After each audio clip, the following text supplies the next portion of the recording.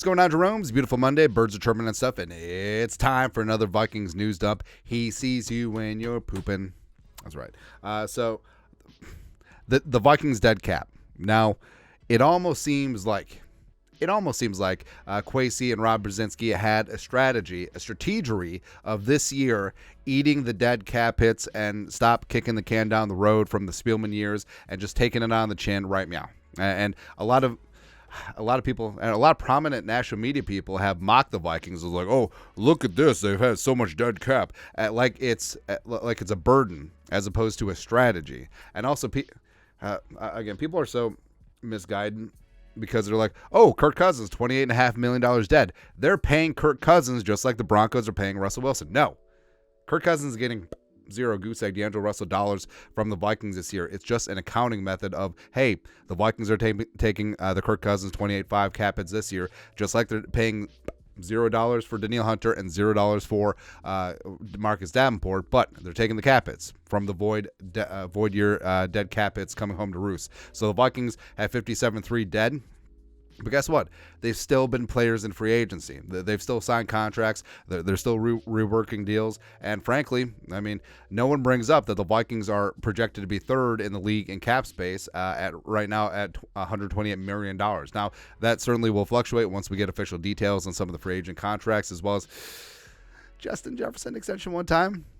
But the Vikings have been very active in free agency, signing Blake Cashman, Jonathan Greenard, Andrew Van Ginkel, as well as Sling and Sam Darnold, as well as Trent Sherfield, Dan Feeney, etc. And what's great is, so after the KJ Osborne signing with the Patriots, 1 year, $4 million deal, the fact that it was $4 million means that he does factor into the projection for the comp picks for 2025. And now the Vikings are projected to have two third-round comp picks because of Kirk Cousins and Danielle Hunter. Now, initially, like earlier in the week, this was nada. This was a wash because Wanham hadn't signed with the Panthers yet, and Osborne hadn't signed with the Patriots yet. So they were canceling each other out, and the Vikings were in line for 0 comp picks. Now, the conspiracy theory side of me thinks that maybe this is part of a deal with the trade up with the Patriots up to 3. It's like, hey, how about you sign KJ Osborne for a decent amount enough of money where he factors into the comp picks? We get an extra third, and we'll feel okay giving away our own third-round pick in 2025 as part of the deal. It's crazy, right? It's crazy, right? But either way, Kwesi is certainly cooking. And one of the free agents that was signed was Jonathan Greenard coming in from the Texans. Woo, woo. So he posted this on the gram and looking really good. 5'8" club, rise up.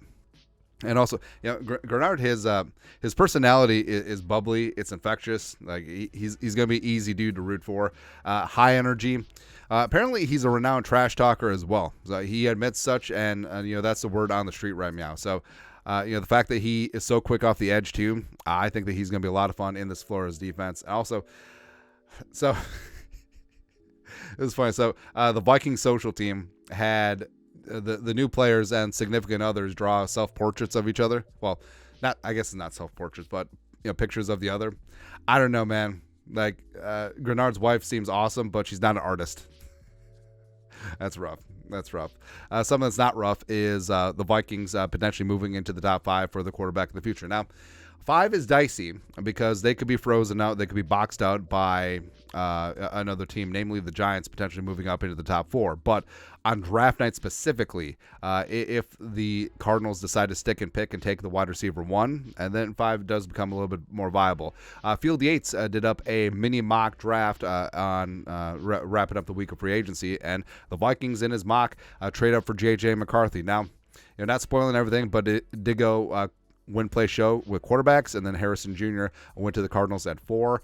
So at 5, the Vikings taking J.J. McCarthy. This is what Field wrote. In moving number 5, the Vikings jump ahead to the Giants, another team some believe would consider a quarterback, picking at 6. Minnesota lost Kurt Cousins to the Falcons in free agency and signed Sling and Slammy Sleeves Darnold to a 1-year deal this week. But while he's just 26 years old, I do not view the sign of Darnold as prohibitive to drafting a quarterback. No one does. No one does except for the genius Bill Barnwell, apparently.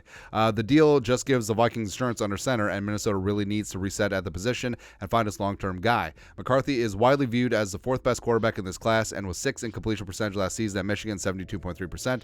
A new era for the Vikings arrive. And again, I feel like there's a solid divide. It's like the league and the plugged-in analysts see McCarthy as a top 5 pick and one of the big 4 quarterbacks. The fans are just like, boo. It's funny. Yeah, but I do think that. Oh, also, think about this. So I'd forgotten that the draft is in Detroit because I think it's really stupid that they moved the draft around. And like, hey, 500,000 people went to Nashville. Cool. Now, there's something magical about Radio City Music Hall, downtown New York. But whatever. So the draft is in Detroit this year. So the Bears are presumably going to be drafting Caleb Williams 1. So they're going to get their future franchise quarterback right in Detroit's backyard. And if the Vikings acquire J.J. McCarthy, Michigan's son, in their building, I mean that's going to be delicious. It's gonna be great. So 2 divisional rivals land their future franchise quarterbacks in your building. That's great. That's really good, man. Something that's not good is, well, it was very good that Hockinson came over from Detroit, St. Detroit, man, this is Super Bowl, and he looked like the logo. And maybe that goes for Andrew Van Ginkel, too, because anyone who looks like the Vikings logo automatically has to be a Viking. So, there you go. I guess Cole Beasley has to come over now. About Hockinson on the gram, Purple Persuasion put this out.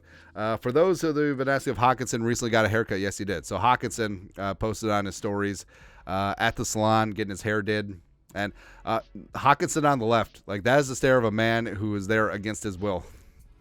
It's like he's being held up at gunpoint or something. And then you got Hockinson over on the right. So, again, Hockinson used to look like the logo, and now he looks like Jamie Tart. Jamie Tart, dude. We used to be a proper country.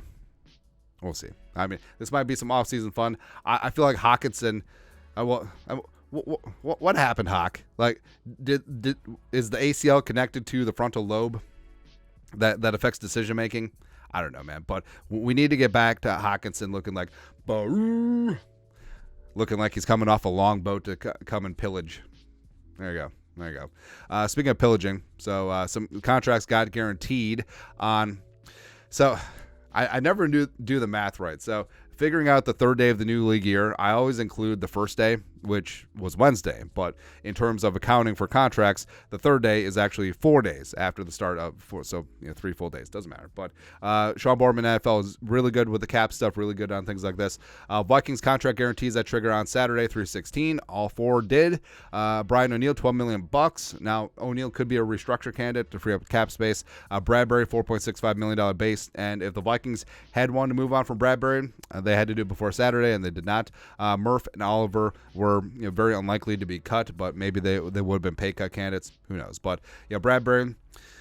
So I've said my piece about Bradbury. Yes, the pride of NC State is a physical freak, but anchor is still questionable, and also the fact that he's missed time each of the last 2 seasons with that back issue, with the same back issue. That is kind of concerning. And he is 29. He's going to be pushing 30. So if the Vikings wanted a makeover on the inside of the offensive line, I don't know. Well, maybe it's a spot where they run it with 1 more year with Bradbury, but they draft or bring in a competition, at least, at minimum.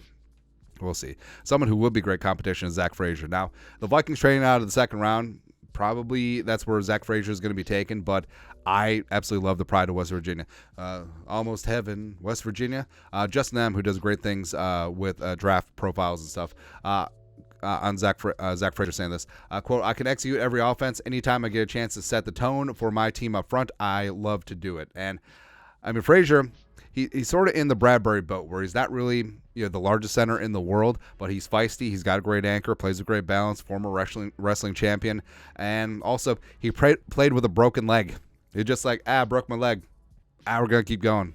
Also, hey, how come college offensive linemen are always wearing braces, but NFL linemen not really? I don't know. It's a weird thing. But Zack Frasier is a dog. I love him. He would look so good in purple, man. And he's a guy that has has anchor as well, despite being undersized. Like he is like Jason Kelsey 2.0. And I would love to see him in purple, but it would take some gymnastics to get this thing done. So there you go. also gymnastics. So we said that sometimes it's very clear that NFL insiders are being used by agents to spread propaganda, and sometimes it's straight for the team. So Rap Sheet put this out after the Justin Fields trade to the Steelers for not much. It's a 6th-round pick that can become a 4th-round pick.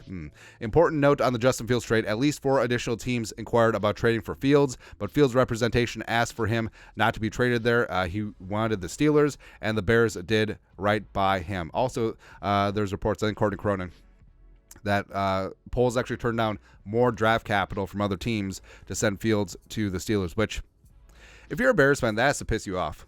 Where Ryan Poles is the GM of your team.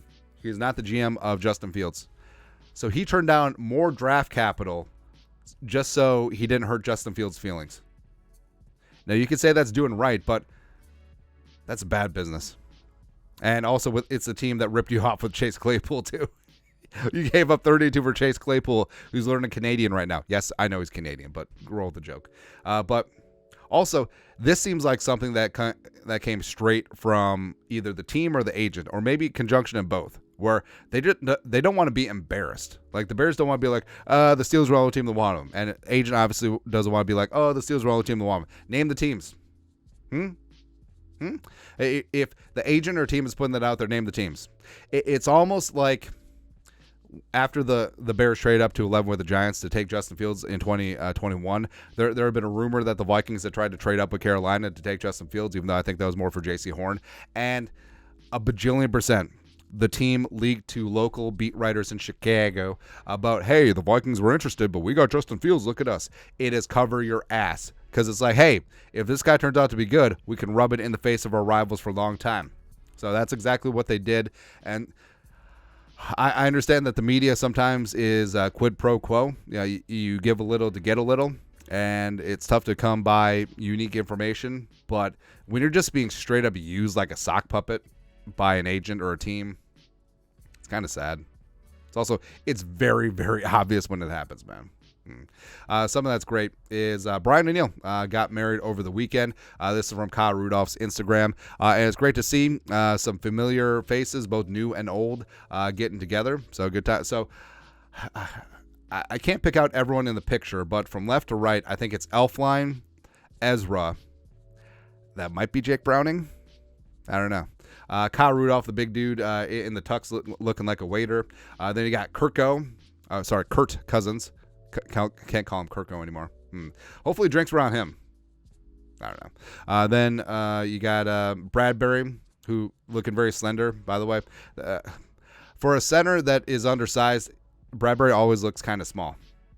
They got Brandel in the background, I believe. Brian O'Neill, man of the hour. Hey, I wonder if Bradbury was it man of honor? I don't even know. Actually, is Ezra Cleveland in here twice? Because that'd be kind of funny. That could be Ben Gedeon in the shirt. And then, of course, Brett Jones, the pride of Regina. I need to find a new Regina. Underrated. I feel like we should bring Brett Jones back. That's all. But it is cool to see guys get along on and off the field, as well as keeping those connections and friendships even after they're done being teammates. It's great to see. Speaking of Kirk, though, so this is weird. I'm not sure how to read this. So either Mekhi Blackman is really mad at Kirk or he's really supporting Kirk. I don't know. But Blackman put this out on Instagram. Kirk finna be swag surfing with the Atlanta fans in the fourth quarter, and that is not sitting right with me right now. So I think it's bad. I think it's bad. I don't know. Either way, Mekhi Blackman is going to be a stud, man. The pride of USC. And so Blackman, he's going to have to feel a little bit bad after he picks off his guy, Caleb Williams, in the opener against the Bears twice. And also one of them is a pick six. So we're good to go. And also I wonder how many Vikings are actually bitter about Kirk leaving. I know that there's an unspoken rule that the business is the business and you don't talk about another guy's money. But I feel like some fans are like this too, where I feel like maybe some teammates feel a little hoodwinked by Kirk, because they completely bought into him, and then he's like, it's not about the money, it's about the team, and then just left. Who knows? Who knows, man? But, hey, when Kurt returns to U.S. Bank Stadium, Mekhi Blackman getting a nice little pick six, maybe a little quarter and blitz action, it's going to be good. It's going to be good, man. But that's it. That is Vikings news done for this beautiful Monday. You guys are the best. You know what to do. Skull, production value.